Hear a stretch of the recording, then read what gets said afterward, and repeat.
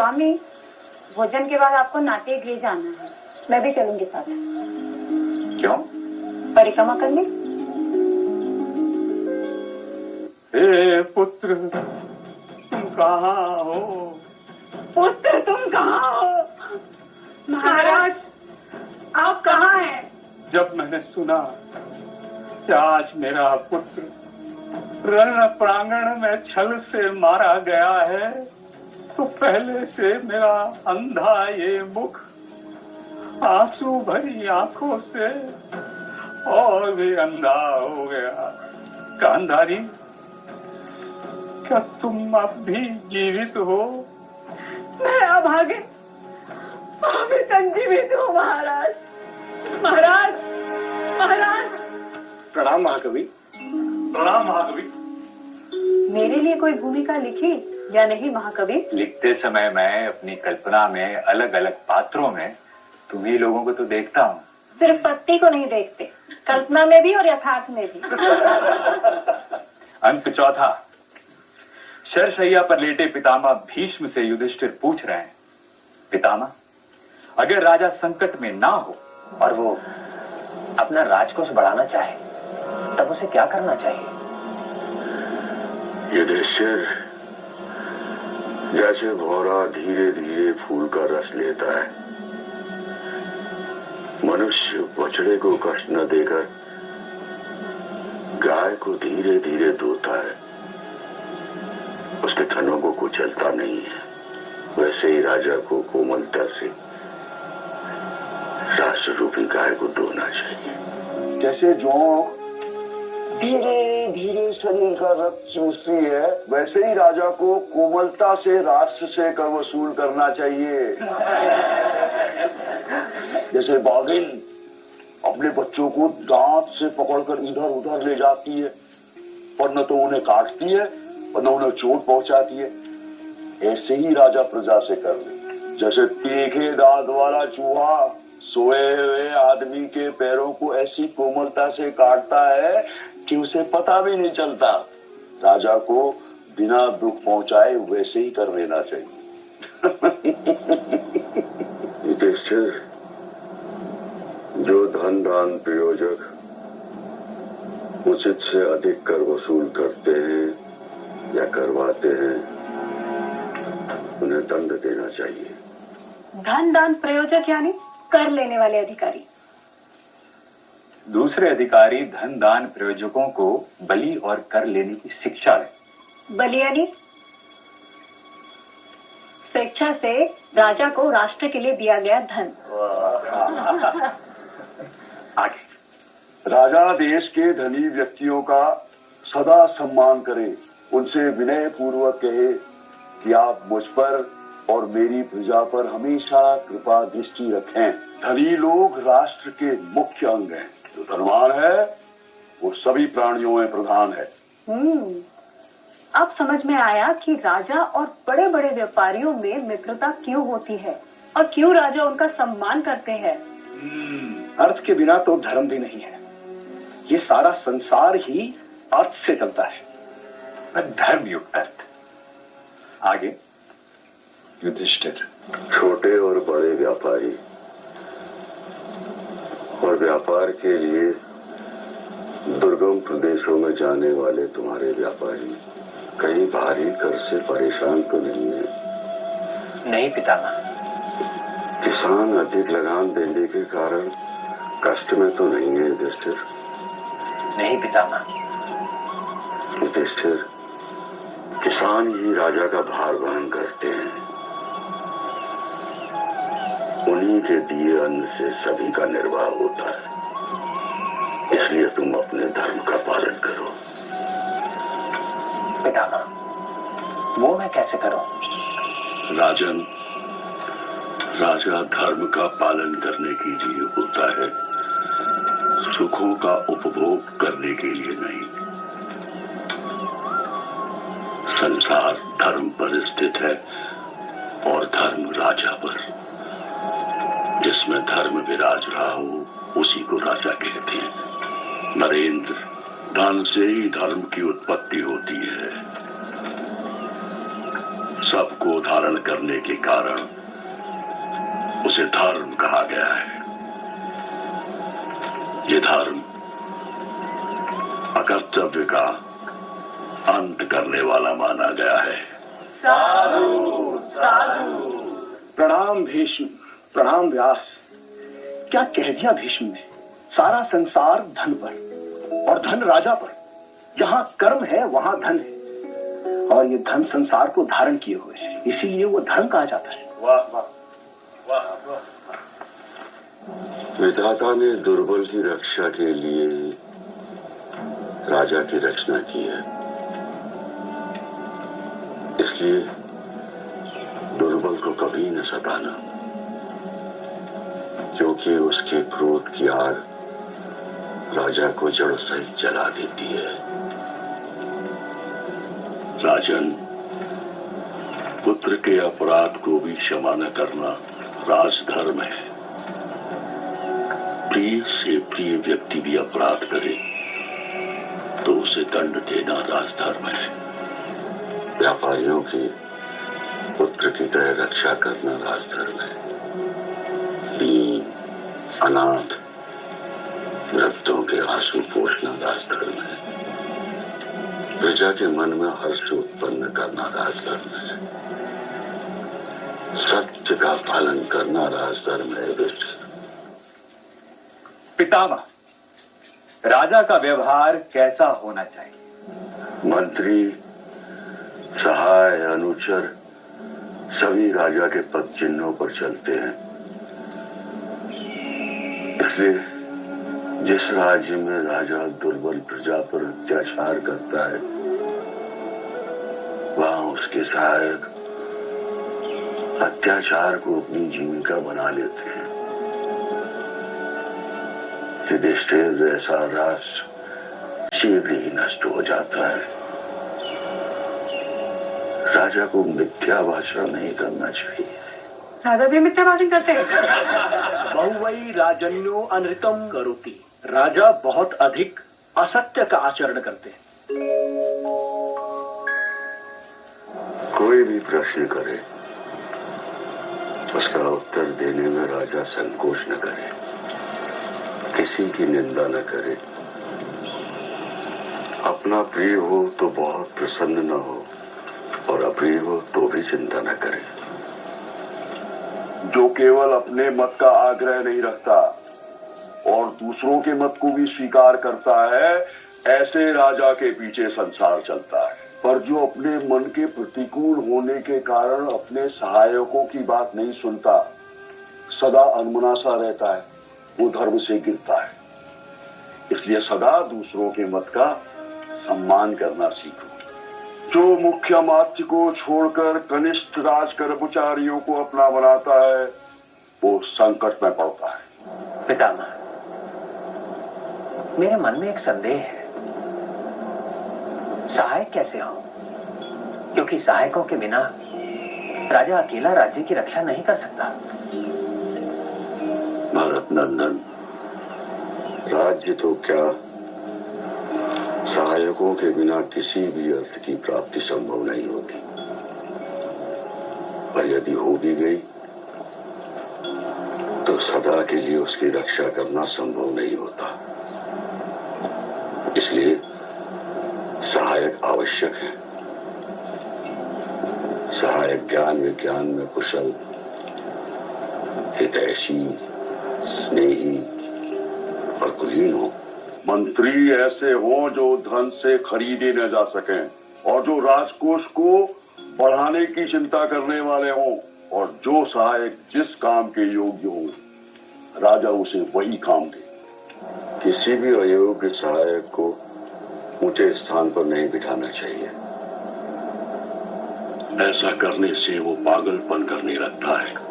इसलिए सिंह की जगह सिंह, बाघ की जगह बाघ और चीते की जगह चीते को बैठाना चाहिए। सिंह के पास सदा से ही सहायक रहे।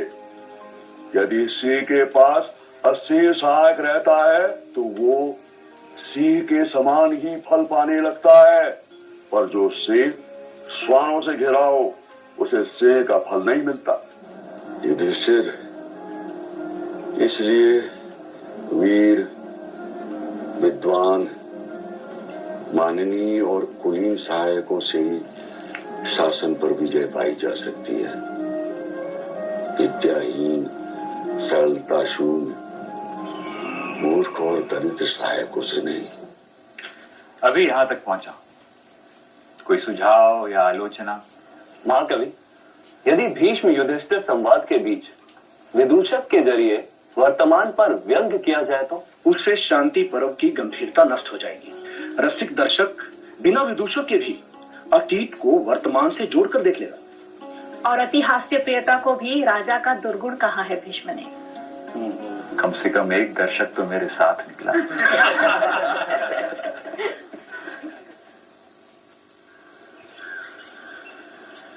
युधिष्ठिर, अब तुम हस्तिनापुर वापस चले जाओ।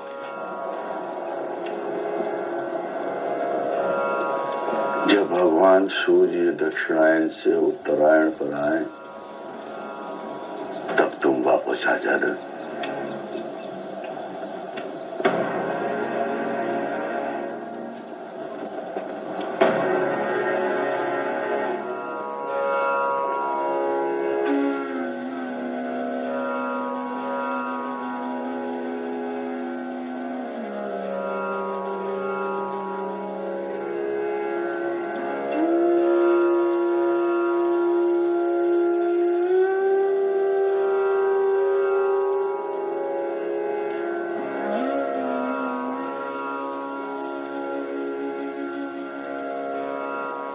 विदुर जी। तुम ही प्रश्न करो कुरु कुमारों से। जी लक्ष्मण, राज्य के 7 मुख्य अधिकारी कौन है? वे 7 अधिकारी हैं: दुर्गाध्यक्ष, बलाध्यक्ष, धर्माध्यक्ष, चमूपति, पुरोधा, वैद्य और दैवज्ञ। दुर्गाध्यक्ष यानी दुर्ग का व्यवस्थापक और रक्षक। दुर्ग के प्रकार? धन दुर्ग या मरुदुर्ग, मही दुर्ग, गिरी दुर्ग, मनुष्य दुर्ग, जल दुर्ग और वन दुर्ग। बलाध्यक्ष यानी? सेनापति। धर्माध्यक्ष यानी? न्याय देने में राजा का सहायक अधिकारी। चमूपति? चमूपति रणभूमि में सेना का नेतृत्व करता है और सेनापति पर सेना की सभी जिम्मेदारियां होती हैं। पुरोधा? पुरोहित। वैद्य? राजवैद्य। देवज्ञ? राज ज्योतिष। राजमुख्य कौन? प्रधानमंत्री। प्रतिनंतर? राजमुख्य के लिए दूसरा शब्द। मंत्री मुख्य कौन? ज्येष्ठ मंत्री। महामात्र? राजा। राज्य की आय के साधन कौन? कर, शुल्क, आकर, लवण, तर या जल मार्ग पर कर, नागबल और हाथी। बैठो। दुर्मासन, चर नेत्र कौन है? चर नेत्र राजा है। क्यों? क्योंकि राजा गुप्तचरों की आंखों से पूरे राष्ट्र को देखता है। गुप्तचर को कहां कहां भेजना चाहिए? हाट, उद्यान, सामाजिक उत्सव, उपवन, विहार स्थल, शास्त्र सभा, सभाएं, सराय, मार्ग और चौराहे, शत्रु देश आदि। चर और प्रणिधि में अंतर क्या है? दोनों ही गुप्तचर हैं, पर प्रणिधि भूख प्यास रह सकते हैं। वह गूंगे, बहरे, अंधे होने का ढोंग भी कर सकते हैं। दूत के प्रकार? 3। कौन से? पहला, निश्चितार्थ दूत। उसे समझौता करने के सभी अधिकार होते हैं। वह अपनी इच्छा अनुसार भी निर्णय ले सकता है। और दूसरा, परिमितार्थ दूत। वह केवल अपने स्वामी की आज्ञा अनुसार ही निर्णय ले सकता है। वह अपनी इच्छा अनुसार निर्णय नहीं ले सकता। और तीसरा, शासनहार दूत। वह केवल राजा का संदेश देता है। बैठो। दुर्जय, राज सेवकों का व्यवहार कैसा होना चाहिए? राजा को अनावश्यक सलाह नहीं देनी चाहिए। राजा के सामने झूठ नहीं बोलना चाहिए। राजा के अंतःपुर से दूर रहना चाहिए। किसी भी कार्य को करने से पहले राजा को विश्वास में लेना चाहिए। राजा की आज्ञा के बिना आसन ग्रहण नहीं करना चाहिए। राजा की अनदेखी नहीं करनी चाहिए। क्रोध, छल और असावधानी का त्याग करना चाहिए। राजा के हित में हो तो राजा को अप्रिय बात भी कहनी चाहिए। राजा से ऊपर आसन ग्रहण नहीं करना चाहिए। राजा की उपस्थिति में हर्ष और पीड़ा जैसी भावनाओं पर संयम रखना चाहिए। राजा पर नियंत्रण करने का प्रयत्न नहीं करना चाहिए। राजा की गुप्त मंत्रणा को कभी प्रकट नहीं करना चाहिए। धन के लोभ से दूर रहना चाहिए।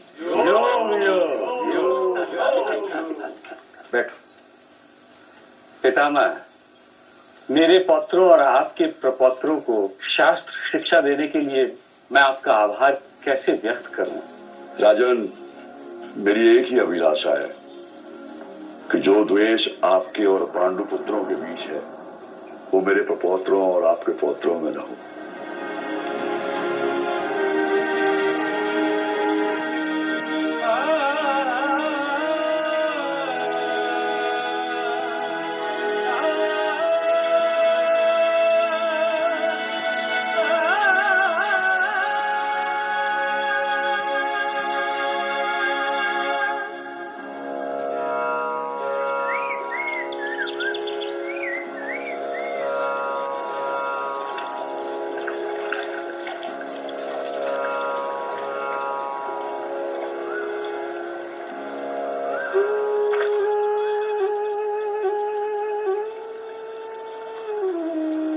कृष्ण, जब जब धर्म का नाश होगा तो लोग तुम्हें याद करेंगे, पर जब जब राज धर्म की व्याख्या करनी होगी तो लोग भीष्म को याद करेंगे।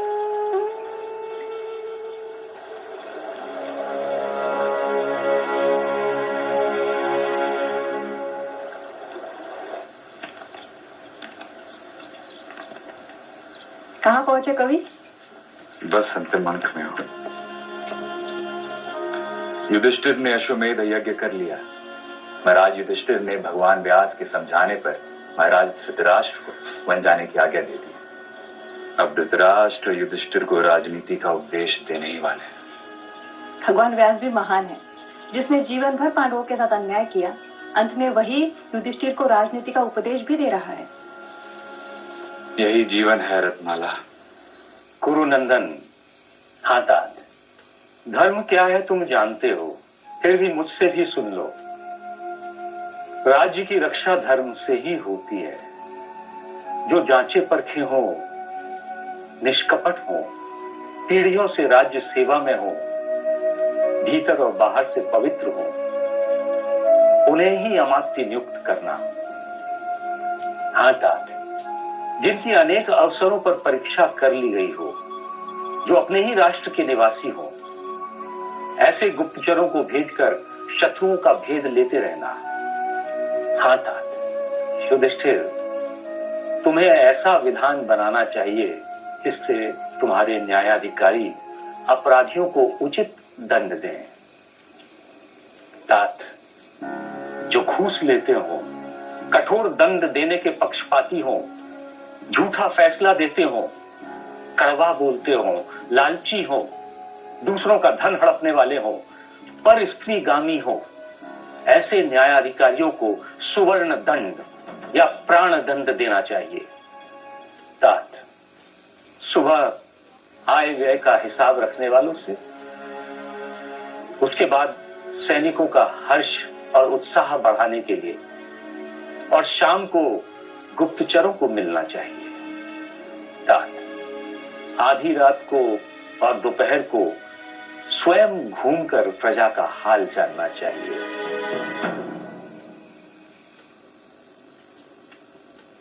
महाराज धृतराष्ट्र वन में चले गए, मां गांधारी और कुंती वन में चली गई, महात्मा विदुर वन में चले गए और कृष्ण भी द्वारका चले गए। अब मैं किससे सलाह मांगूंगा या किसे नहीं? अब तो युद्ध करने के लिए भी कोई नहीं बचा।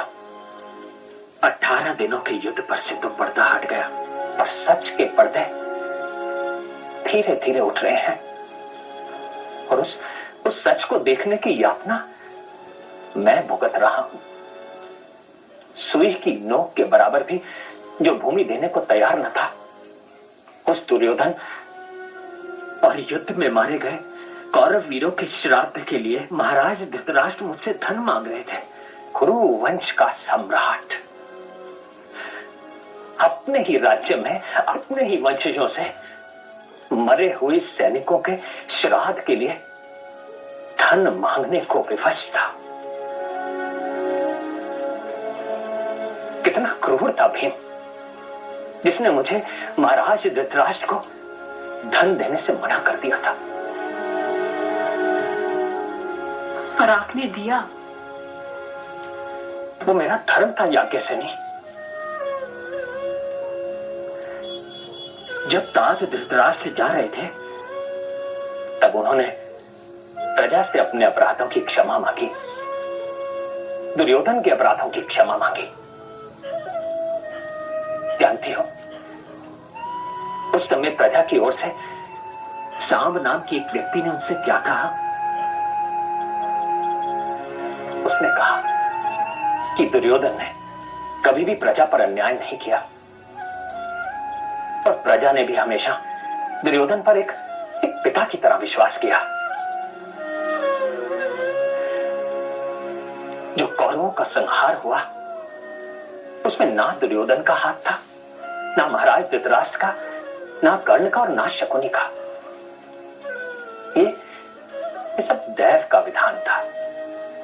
इसे विधाता की करतूत समझिए।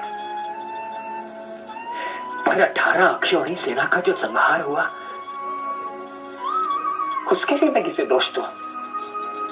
जो द्यूत मैंने खेला है उसके लिए मैं किसे दोष दूं?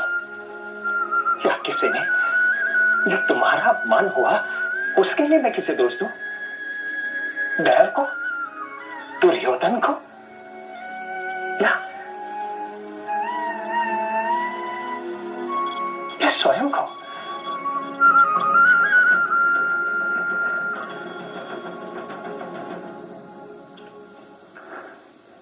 मैंने निर्णय कर लिया है, मैं राजधर्म नाटक आगे नहीं लिख रहा हूं। कभी क्योंकि लिखते लिखते मुझे लगा कि मैं भीष्म और व्यास के कंधों पर उचक कर राजधर्म पर लिखने की कोशिश कर रहा हूं। पर क्या मैं उन्हें चुनौती दे सकता हूं? उत्तर है नहीं।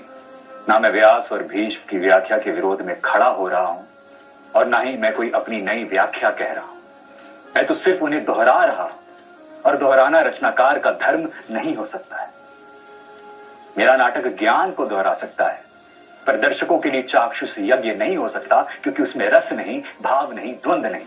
मैं इसे राजधर्म पर दृश्य निबंध या फिर ज्ञान सूत्र कह सकता हूं, पर वह भी अधूरा है क्योंकि राजधर्म का विस्तार अपने आप में बहुत बड़ा है। इसके लिए आने वाली पीढ़ियों के रचनाकारों को भीष्म और व्यास को प्रणाम करके लिखना होगा। महाकवि, पर नाट्य का उद्देश्य ही ज्ञान को जनसाधारण तक ले जाना है। पर मनोरंजन के साथ। मेरा नाटक शास्त्र रसिकों का रंजन तो कर सकता है पर जनसाधारण का नहीं। महाकवि, पर इस नाटक से कुछ तो दर्शक तक पहुंचेगा, भीष्म तक पहुंचने की सीढ़ी तो बनेगा। प्यासा कुएं तक जाएगा, व्यास और दर्शक के बीच भास नहीं आएगा। नाटक पड़ा रहेगा, चला क्यों रहे हैं? मेरा नाटक तुम्हारे कुछ तो काम आया। तुम्हें तो लाना देती रहती थी कि भोजपत्र या ताड़पत्र का विराम नहीं मिलता लेखक को। हंसी ठिठोली करने के लिए यही अवसर मिला आपको? रचनाकार की परेशानी को समझो रत्नमाला। कुछ भी अधूरा उसे चैन से बैठने नहीं देता। अब ना रहेगा बांस, ना बजेगी बांसुरी। नया बांस ले आती हूँ, कल से बैठकर बजाना बांसुरी। अब नया नाटक लिखिए। जो आ गया भगवती। आज मैंने जाना कि अपनी रचना जलाकर भी एक रचनाकार को सुख मिल सकता है।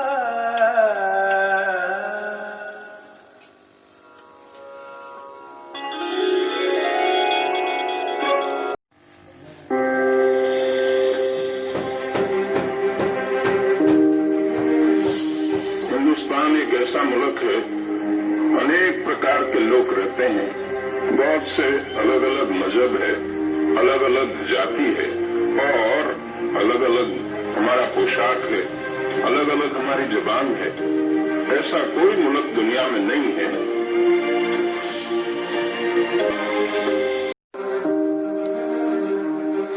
हमारा काम ये है कि हम हिंदुस्तान में कोई भी प्रांत के हैं, हम हिंदुस्तानी हैं और हमारा प्रथम कर्तव्य हिंदुस्तान की हिफाजत, हिंदुस्तान की रक्षा।